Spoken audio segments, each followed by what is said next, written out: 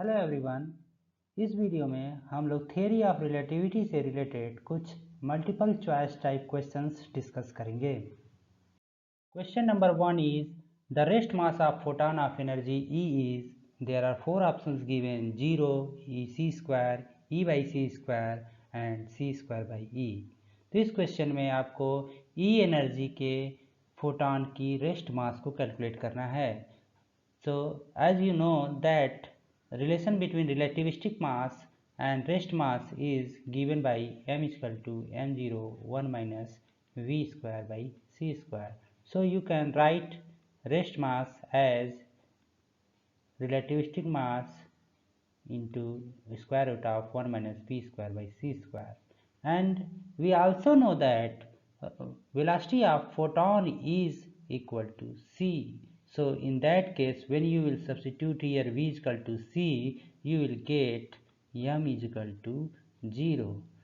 m naught is equal to 0. It implies that rest mass of photon is 0. तो इस प्रश्न का जो उत्तर है पहला ऑप्शन ही सही है कि फोटॉन का रेस्ट मास 0 होता है।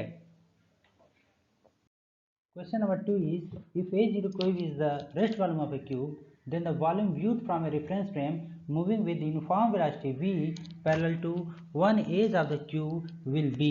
The first option is A0 cube multiplied by square root of 2. Second option is A0 cube multiplied by 1 minus v square by c square का whole power 3 by 2. And the third option is A0 cube multiplied by 1 minus v square by c square. And the fourth option is A0 cube multiplied by square root of 1 minus v square by c square. तो इस प्रश्न में एक cube दिया हुआ है जिसका rest volume भी दिया गया है, वो रेस्ट वॉल्यूम है A0 क्यूब। ओके, तो हमें इस क्यूब का वॉल्यूम एक ऐसे फ्रेम ऑफ रेफरेंस में कैलकुलेट करना है जो कि इसके किसी एक एज के अलोंग v वेलोसिटी से मूव कर रहा हो। सिंप्लिसिटी के लिए हमने एज्यूम कर लिया कि इस क्यूब का जो डायमेंशन x एक्सिस के अलोंग है उसी डायरेक्शन में दोनों फ्रेम ऑफ रेफरेंस में रिलेटिव मोशंस हो रहे हैं। चूँकि दो फ्रेम ऑफ रेफरेंस में रिलेटिव मोशन हो रहा है इसलिए लेंथ कंट्रैक्शन होगा। तो लेंथ कंट्रैक्शन का फार्मूला होता है L equal to L0 1 minus we square by C square. चूँकि रिलेटिव मोशन केवल x डायरेक्शन में हो रहा है इसलिए लेंथ कंट्रैक्शन केवल x डायरेक्शन में ही होगा। ठीक, y और z डायमेंशंस में कोई भी लेंथ कंट्रैक्शन नहीं होगा, इसलिए क्यूब का जो वॉल्यूम हो जाएगा वो हो जाएगा आपका हो जाएगा A0 cube into 1 minus we square by C square. इसलिए फोर्थ ऑप्शन इज करेक्ट। तो क्यूब का जो वॉल्यूम होगा किसी ऐसे फ्रेम ऑफ रेफरेंस में जो वी वेलोसिटी से मूव कर रहा है तो उस फ्रेम ऑफ रेफरेंस में क्यूब का वॉल्यूम हो जाएगा A0 cube multiplied by square root of 1 minus we square by C square. So option 4 is correct. Question number 3 में पूछा गया है, in which of the following frame of reference the acceleration of the particle is 0 in the absence of applied force. There are 4 options given. पहला option है inertial, दूसरा option है non Cartesian, तीसरा है कार्टेशियन और चौथा है नॉन इनर्शियल। ये क्वेश्चन काफ़ी सिंपल है। जैसा कि आप लोग जानते हैं कि इनर्शियल फ्रेम ऑफ रेफरेंस में न्यूटन्स लॉ होल्ड करता है। Therefore acceleration of the particle will be 0 in the absence of applied force only in the inertial frame of reference. So the first option is correct. Question number 4 is, on the annihilation of the particle and its antiparticle, the energy released is E. What is the mass of each particle? 4 options are given. First option is E by c square, second option is E by 2c square, third option is E by c and the fourth option is E by 2c. तो इस question में हमें मास of the particle calculate करना है।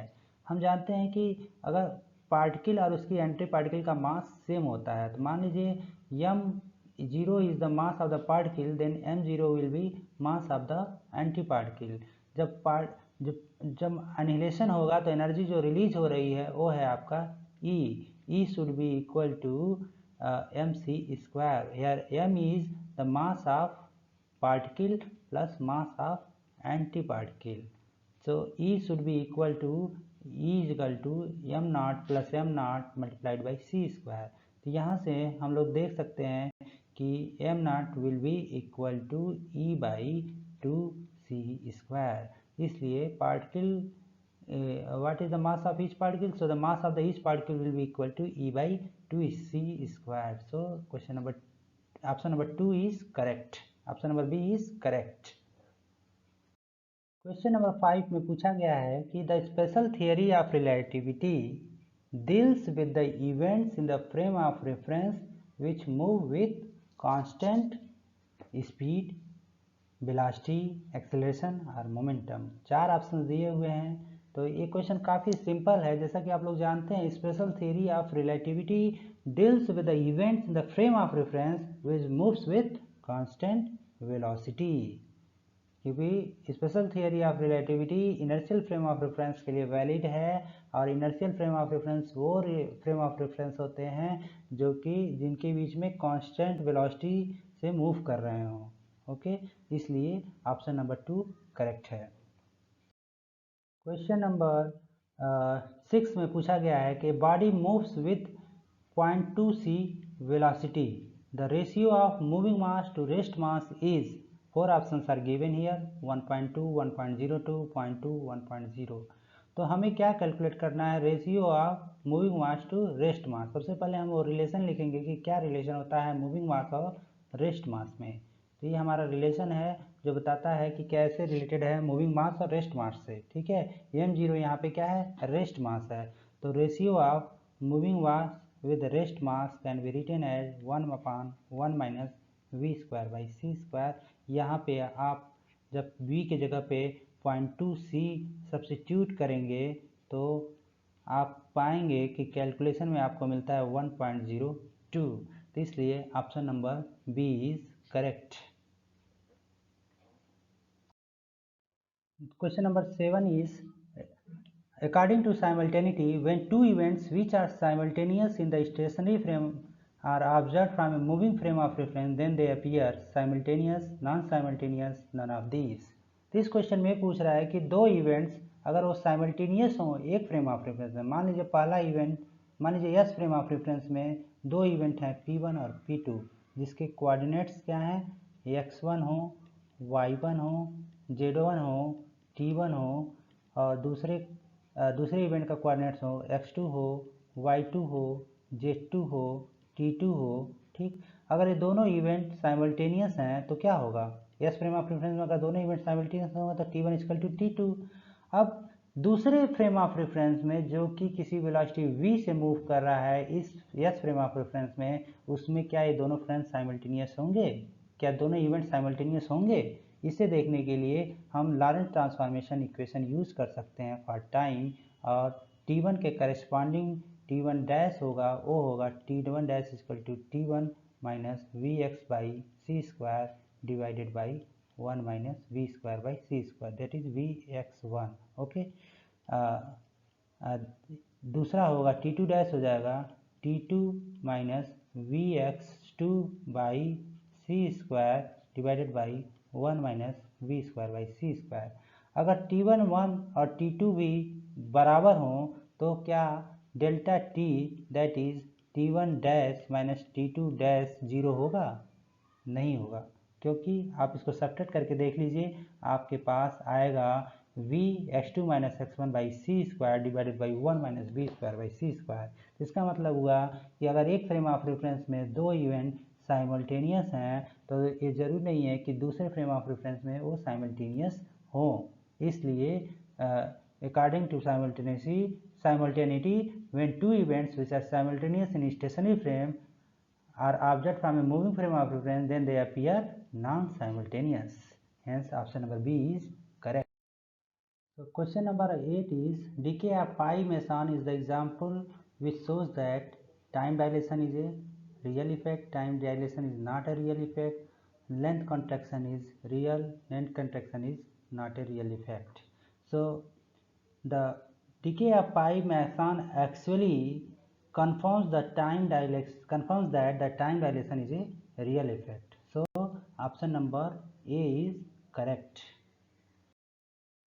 Question number 9 is examples of massless particles are hydrogens and helium, photons and neutrinos particle, carbons and nitrogens, none of these. तो इस question में आपको ये बताना है कि मासलेस पार्टिकल का एग्जाम्पल कौन सा है। जैसा कि हम लोग जानते हैं हाइड्रोजन और हीलियम दोनों का रेस्ट मास जीरो नहीं होता है। ऐसे पार्टिकल जिनका रेस्ट मास जीरो होता है उसे हम मासलेस पार्टिकल करते हैं। और फोटान और न्यूट्रिनोज का जो मास होता है, रेस्ट मास होता है, वो जीरो होता है। इसलिए मासलेस पार्टिकल्स के जो एग्जाम्पल्स होंगे फोटॉन्स और न्यूट्रिनोज। इसलिए option number B is correct. Question number 10 is e square minus p c का whole square remains invariant under Lorentz transformation, Galilean transformation, Fourier transformation, none of these.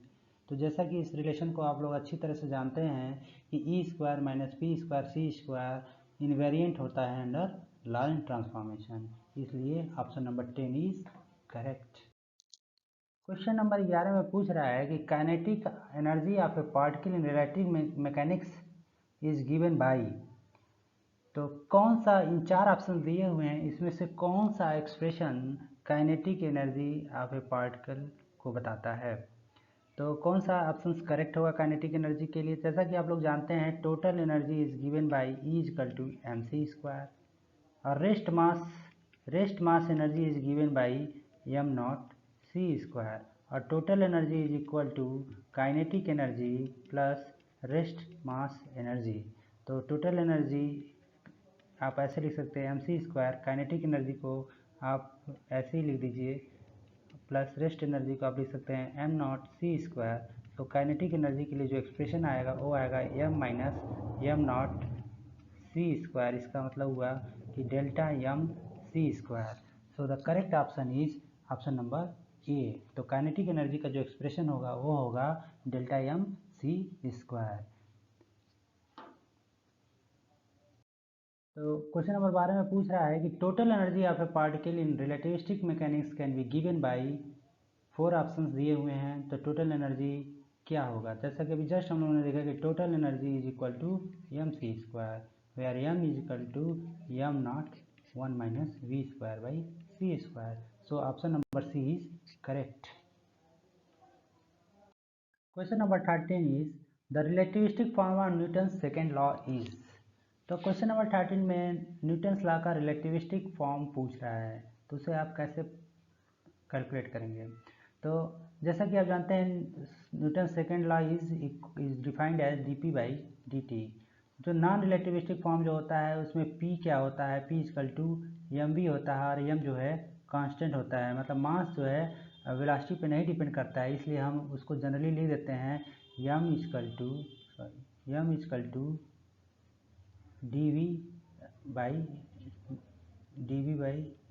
D T. Okay, but relativistic form में क्या होगा, यम constant नहीं होगा बल्कि यम जो है उस पर डिपेंड करता है वेलोसिटी पे। तो यम की जगह हम लिख सकते हैं M naught 1 minus we square by C square we.